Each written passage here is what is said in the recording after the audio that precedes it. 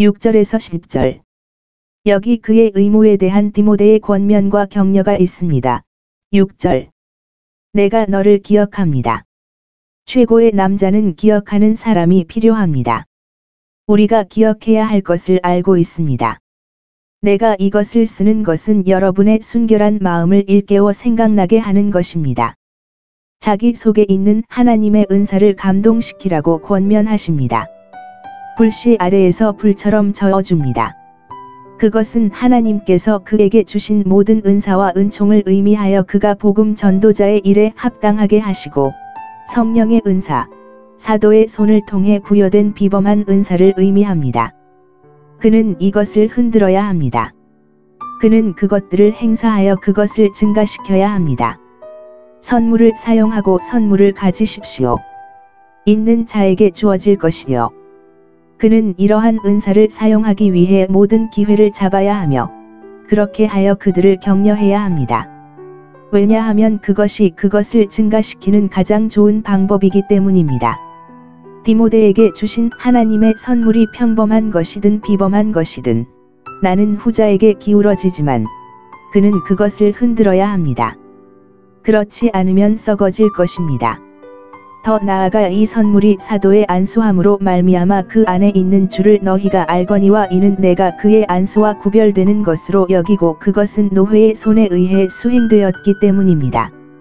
디모데는 그의 비범한 은사와 은혜 가운데 사도의 안수를 통해 그에게 성신을 부여했을 가능성이 큽니다.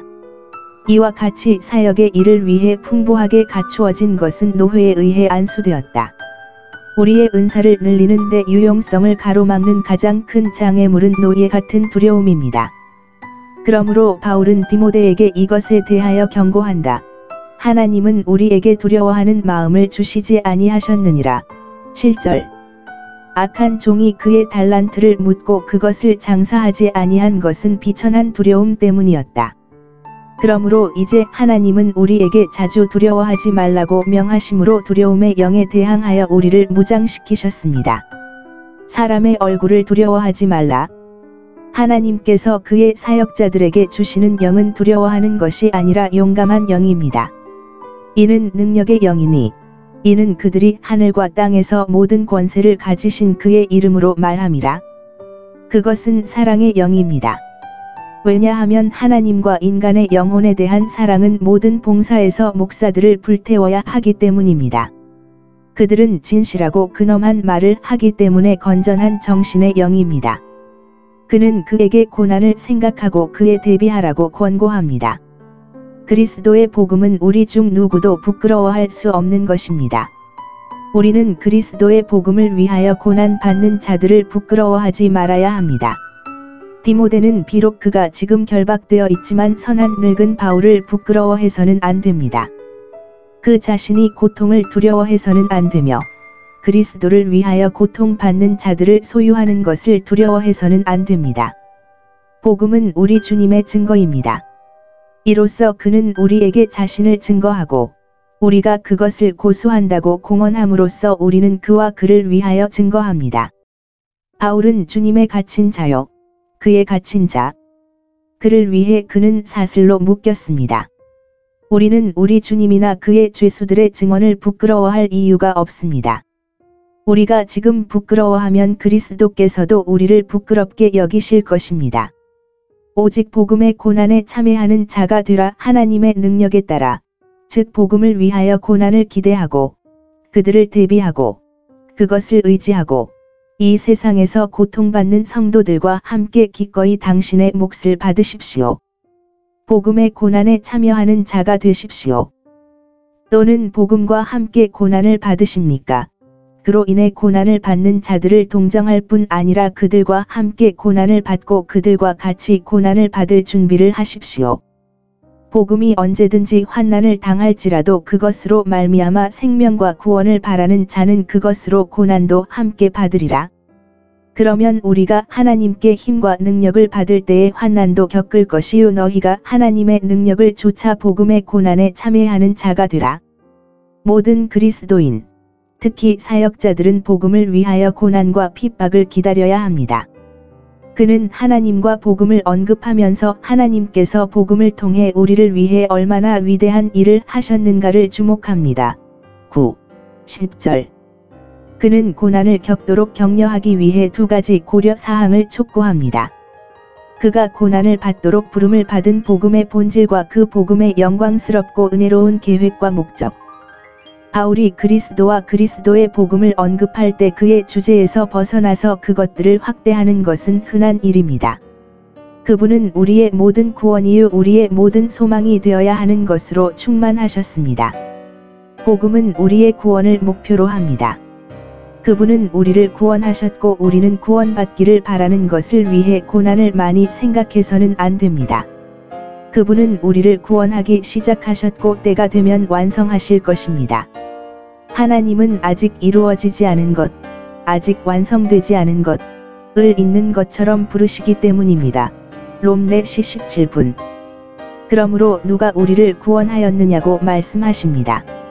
그것은 우리의 거룩함을 위하여 계획된 것이요 거룩한 부르심으로 우리를 부르사 거룩함에 이르도록 부르심이니라. 기독교는 소명, 거룩한 소명입니다. 그것은 우리가 부르심을 받은 부르심이며 우리가 부르심을 받은 부르심 안에서 일하라는 것입니다.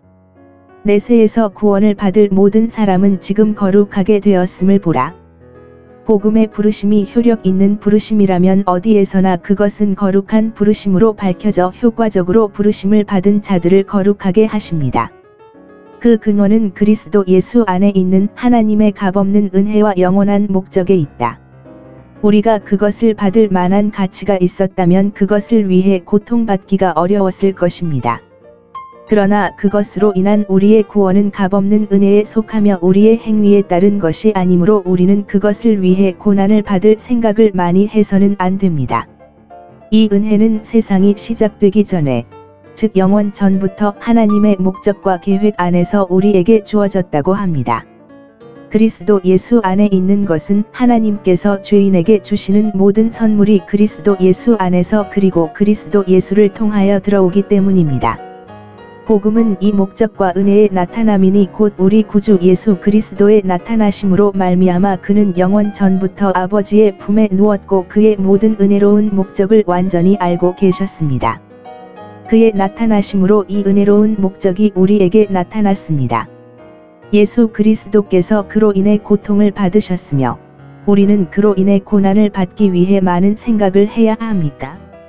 그리스도의 복음으로 사망이 패하여졌나니 그가 사망을 패하여 약하게 하셨을 뿐 아니라 제하여 버리사 사망의 권세를 우리 위에 꺾으셨느니라. 죄를 없애 버리심으로 사망을 패하셨으니 사망에 쏘는 것은 죄니라.